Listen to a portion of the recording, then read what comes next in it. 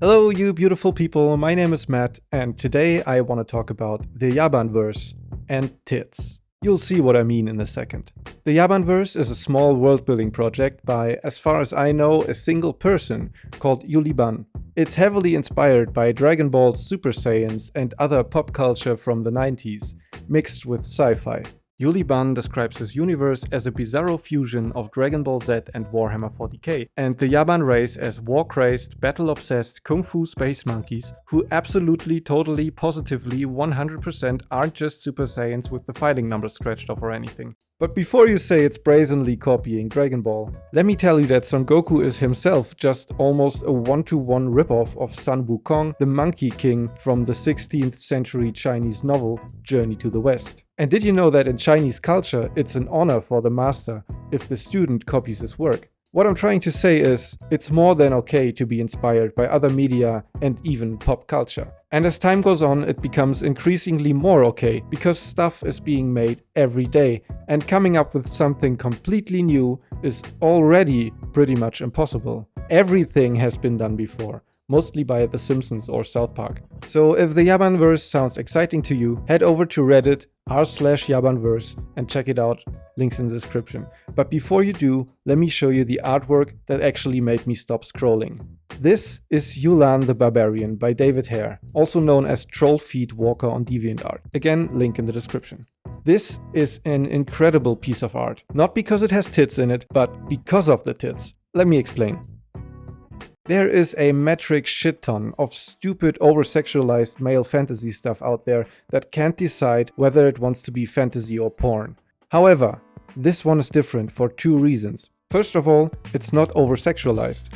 It gives off a violent and savage, I don't fucking care if my tits are out kind of vibe. Secondly, it's backed by lore, and that's the thing that really got me. The Yaban fighters are athletes, and much like all the fighter type characters in Dragon Ball, they don't wear shirts. It's not meant to be sexual, in the same way that athletes in ancient times went completely naked. It rather just so happens that female fighters are considered equal in this world, which is a cool thing to add.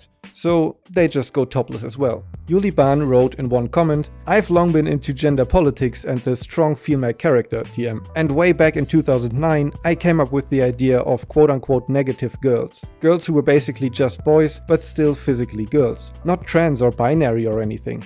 Alternate universe females who were as behaviorally masculine as males are stereotyped as being. I decided to see just how far I could take the strong female character TM concept until I developed Bolois, the female Yabans. Absurdly masculine behaviorally, just about completely lacking any feminine behavior, and boosted by Yaban physiology." Willy also admits that, logically, people are going to sexualize them. That's a complete and utter inevitability. And yes, I agree, a lot of people will look at this artwork and see tits. And it is an eye-catcher. But I think it's a good start into a tits out because it's nothing to be ashamed of future. So with that in mind, let's have a look at the really important details about this artwork. So whether you are male or female or something in between, you would go topless, and as I understand, you would mostly fight with your fists, like Dragon Ball's Saiyajins. But apparently, these fighters take so much pride in their warrior culture and society that they also go on hunts like that, hunting whatever this is.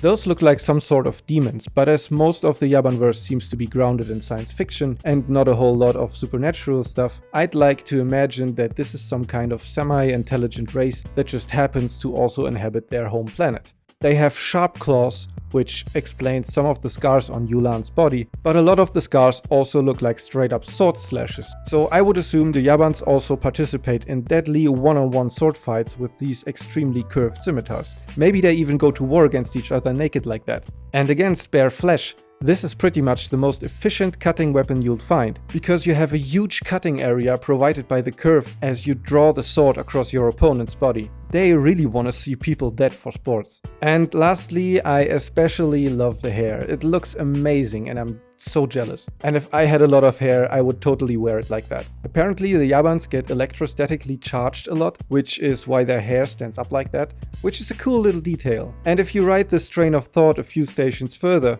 you would get a lot of interesting restrictions, like the fact that they'd get static shocks all the time. So there probably wouldn't be a lot of metal objects in their daily life. And maybe they would even need gloves to operate electronics because they are a spacefaring race. It's a really interesting concept, and it shows how minor details can impact a lot of other world-building stuff. Alright, that's all I have to say about this amazing piece of art and its not-so-hidden lore, and if you have some world-building tidbit for me to present and analyze, just send it in. In the description below you'll find how to do that, and of course there are some links to the YABANVERSE and the creator of this piece, David Hare. If you enjoyed this video, like, comment, share it, hug it, love it, and most importantly subscribe to the channel. And if you like my content, consider supporting me on Patreon. You'll get access to bonus videos like that goddamn deep dive analysis of Princess Mononoke that keeps getting copyright claimed. So it's only available via Google Drive link for now, or maybe forever. Also, coming soon on my Patreon is my pen and paper RPG system that's easy to pick up, fast-paced, highly customizable, and constantly updated. And if you pick a higher tier, I'll provide a constant stream of content like drafts for adventures, battle maps, and all that jazz. I hope I'll see you for my next video. Thank you so much for watching. Have a wonderful time. Muffin out.